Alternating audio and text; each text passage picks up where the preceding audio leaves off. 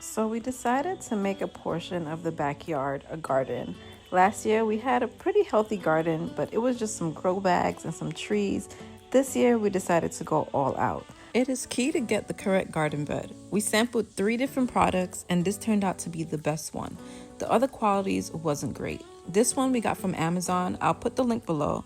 It was honestly the best quality and price. It came with the garden bed, the cover, which had dual protection of mesh and plastic. It was well worth it. Then we got our first delivery of topsoil. Quick lesson learned: if you're gonna order topsoil and compost, order it on the same truck. When they spill it out of the truck, they tend to already mix themselves together versus you mixing your compost and your topsoil by hand.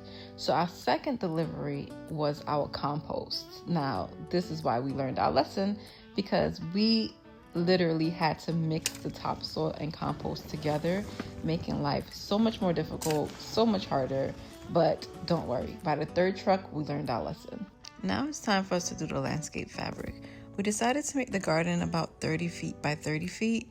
The landscape fabric is probably the most important part of our garden because we're just trying to protect the garden beds and the garden in general from weeds. We don't feel like plucking, pulling, taking out weeds. So the landscape fabric is really gonna assist with that matter. Later on, we'll put rocks and make it all pretty. But for now, we're just focused on getting together the rest of the garden, putting together the rest of the garden beds, filling it with soil, and starting to plant. Another thing we made sure to do was giving a lot of space around each garden bed. Each garden bed has about 5 feet in between on each side. It gives you enough space to walk, to push a wheelbarrow through, to do anything that we need to do.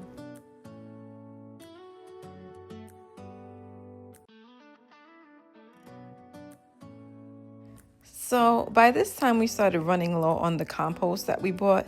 So we ended up going to the compost pile that we had previously. Now, if you look, the compost hasn't totally broken down, but at this point it was fine because we were really just using it as filler for the bottom of the bed. So it really wasn't too bad. So if you look, the first layer we put was wood chips. And soon after the wood chips, we put some leaves that we had. And then on top of the leaves, we started putting the topsoil. So when you have a bed, especially a bed that's this big, you really don't want to fill the whole bed up with soil because it can get pretty pricey. So by this point, we had about 5.5 of the beds filled. We still had 1 full bed and a half a bed to fill.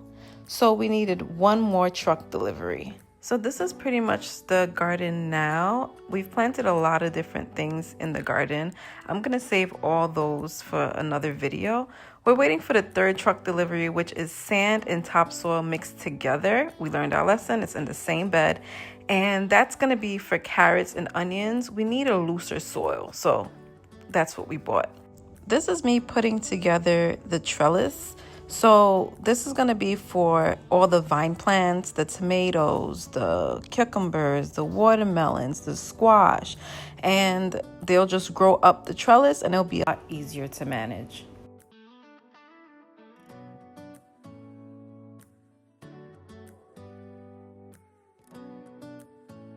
Now this step, we're putting together the irrigation system.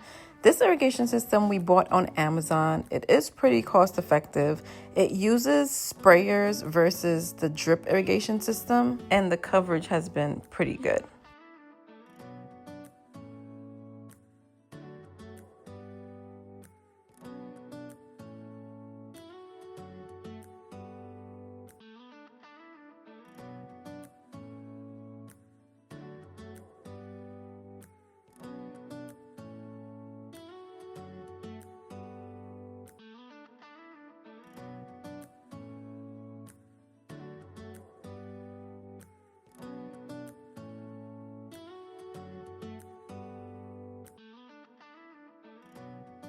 The final step was putting together the electric fence. We definitely learned our lesson from last year. We had a big problem with squirrels and different animals coming to steal our fruits and vegetables. This process took about 45 minutes to put together, also bought from Amazon, and I'll put the link below. So far, it has been working very well.